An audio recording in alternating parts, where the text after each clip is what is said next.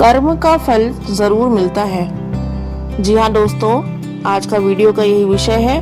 हम आज की दुनिया में इतने लालची एवं स्वार्थी हो गए हैं कि किसी भी स्तर तक गिरना स्वीकार कर लेते हैं, चाहे वो अपना स्वार्थ सिद्ध करना या किसी को सबक सिखाना हो अथवा बदला लेना हो, जबकि हम यह भूल जाते हैं कि अंततः कर्म का फल अवश्य मिलता है।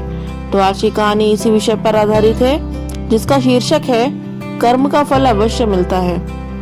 एक बार भगवान बुद्ध जेतवन बिहार में रह रहे थे।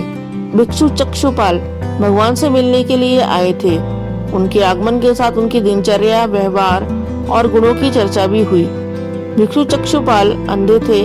एक दिन बिहार के कुछ भिक्षुओं ने कुछ मरे हुए कीड़ों को चक्षुपाल की कुटी के बाहर पाया और उन्होंने चक्षुपाल की निंदा करनी शुरू कर दी कि उन्होंने इन जीवित प्राणियों की हत्या की।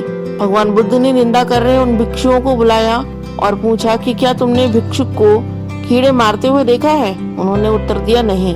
इस पर भगवान बुद्ध ने उन साधकों से कहा कि जैसे तुमने उन्हें कीड़ों को मारते हुए नहीं देखा, वैसे ही चक्षुपाल ने भी उन्हें मरते हुए नहीं देखा और उन्होंने कीड़ों को जानबूझकर नहीं मारा है, इसलिए उनकी भर्त्सना करना उचित नहीं है। भिक्षुओं ने इसके बाद पूछा कि चक्षुपाल अंधे क्यों हैं? उन्होंने इस जन्म में अथवा पिछले जन्म में क्या पाप किए? भगवान बुद्ध ने चक्षुपाल के बारे में कहा, वे पूर्व जन्म में एक चिकित्सक थे।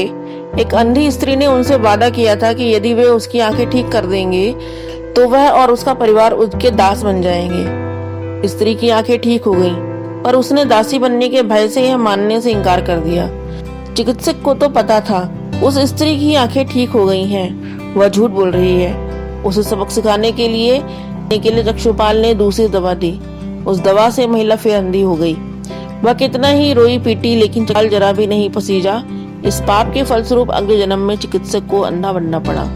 इस प्रकार हमने देखा कि स्वार्थ के वशीभूत होकर कर्म को करने पर अगले जन्म में भी चक्षुपाल को उसके फल का भागी बनना पड़ा।